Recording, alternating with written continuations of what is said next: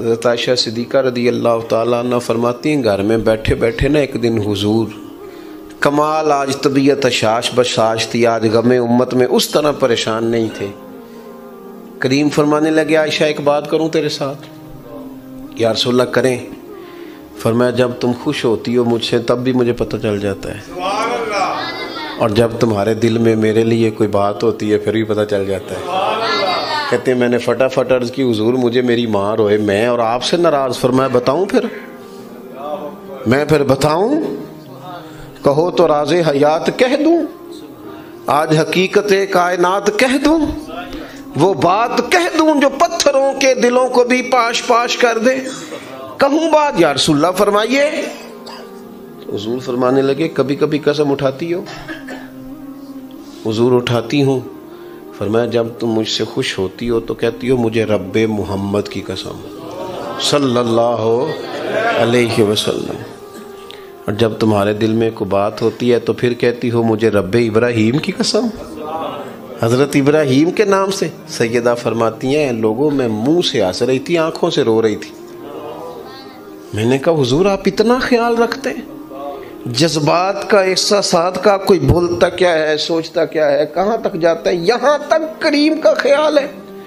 اپنی روٹی دی فکر ہے، بس میرے کپڑے استری ہونی چاہیے، میرا جوتا ٹھیک ہونا چاہیے، مجھے کوئی تنگ نہ کرے، میری کوئی نیند خراب نہ، بس اپنا ہی خیال۔ یہ تو خود غرضی ہے۔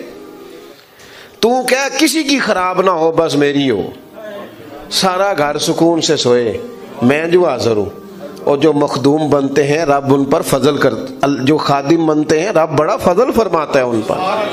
ہمارا مزاج ہی نہیں، طبیعت ہی نہیں، ہمیں مینوں کوئی نہ تنگ کرے۔ آپ باہر آئیں، اپنی زندگی میں دوسروں کا احساس کریں، تھوڑا خیال کریں۔ آپ نے ناراض نہیں ہونا، امیروں نے مہنگی مہنگی شادیاں کر کے غریبوں کی بیٹیوں کو پریشان کر دیا، مہنگے میرج ہال، مہنگے جہیز، مہنگے گہنے، مہنگی چیزیں۔ ماڑے دیتی اپنے باپ میں پوچھتی واری کدوامنی۔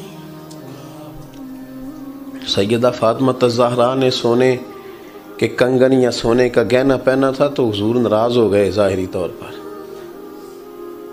فرمایا فاطمہ بھی سونا پہنے گی تو غریبوں کی بیٹیاں نمونہ عمل کسے بنائیں؟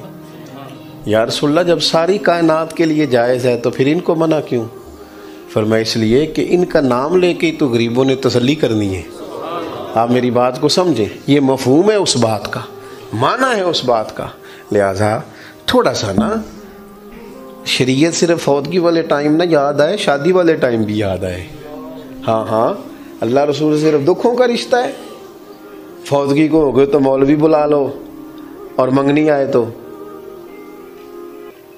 کول والے دن نعت خاں بلاؤ، اور جب مہندی والا دن ہو تو پھر دکھوں کا رشتہ رب رسول سے، اور سکھوں کا ٹائم آئے تو جو مرضی آئے۔ یہ انداز ٹھیک نہیں ہے۔ آپ میری بات کو سمجھیں، اس لیے دین مکمل ہے۔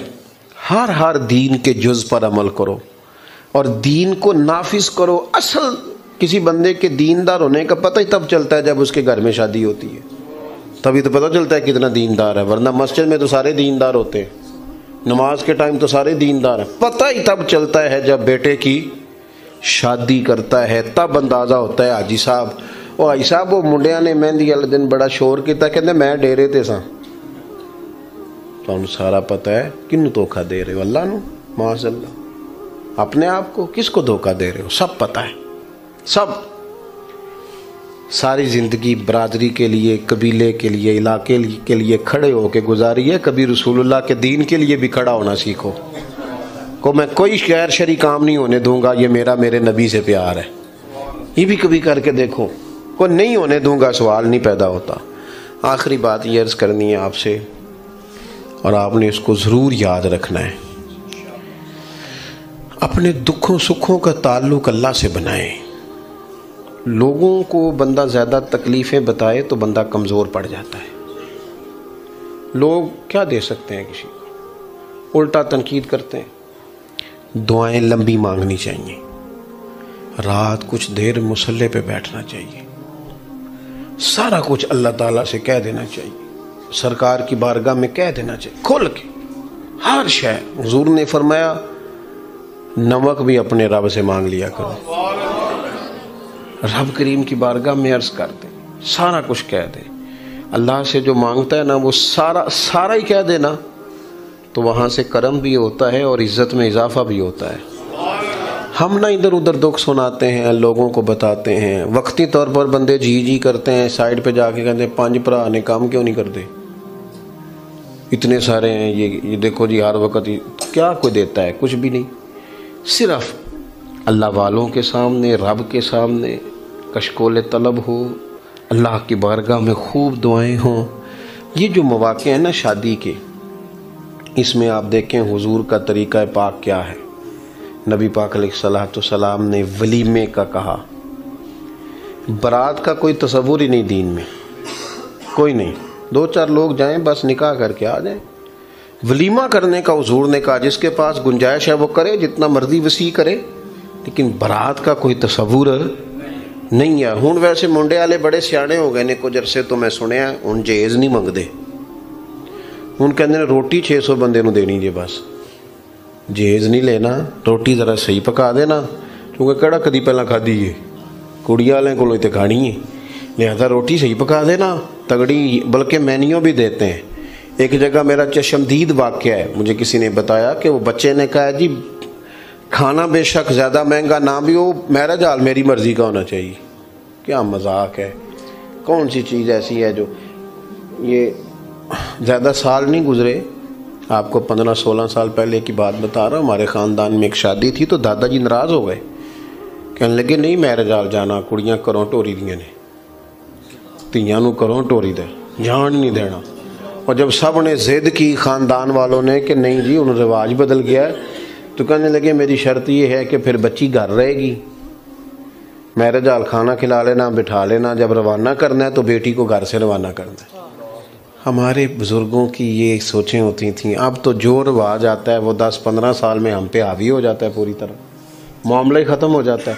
اس لیے دین مکمل ہے، اس کی مکمل، اور یہ کر کے دیکھیں، آپ یقین کریں اتنا آسان ہے نا، بندہ اپنے آپ کو سکون میں کر لیتا ہے جب وہ رسول اللہ کے دین پہ چلنا شروع ہو جاتا ہے، اس کے لیے آسانی ہو جاتی ہے، زندگی آسان ہو جاتی ہے۔ دعا کرتا ہوں اللہ تعالی ہمارے ان بھائیوں کو برکت عطا کرے، ہم سب کا یہاں جمع ہونا اپنی بارگاہ میں قبول کرے۔ آخر دعوانا الحمدللہ رب العالمین۔ محفل اللہم صلی علی سیدنا محمد۔ اللہ تعالی ہماری حاضری قبول فرما، ہمارے گناہ معاف فرما، ہماری غلطیوں سے درگزر فرما، علم نفع والا، عمل اخلاص والے عطا فرما، بیماروں کو شفا دے دے، مقروضوں کو قرض کے بوجھ سے رہا کر دے، تنگ دستوں کے رزق میں وسعت کر دے، جو بے گھر ہیں انہیں اپنی چھت دے دے، جو بے آسرا ہیں ان کی مدد فرما۔ کریم مالک اپنی رحمتوں کے گہرے اور گھنے سائے ہمیں عطا فرما۔ ہمارا ملک جس انتشار کا شکار ہے، افتراق کا شکار ہے، یا اللہ یہاں بسنے والوں پہ رحمت فرما۔ اے اللہ غریبوں کی مدد فرما، لاچاروں کی مدد فرما، حکمرانوں کو ہدایت کی توفیق عطا فرما۔ اللہ ہم سب کو نبی رحمت علیہ السلام کے دروازے کی گدائی عطا فرما، سنت شریعت کا پاس عطا فرما۔ جن بھائیوں نے یہ اہتمام کیا ہے، جہاں یہ شادی ہونے جا رہی ہے وہاں لا تعداد رحمتیں، برکتیں، نوازشیں عطا فرما۔ ہم سب کا خاتمہ ایمان پہ فرما، دنیا اور آخرت میں ہماری پردہ پوشی فرما، ہمارے حال پہ رحمت فرما، آسانی اور کرم نوازی فرما، خیر اور فضل فرما۔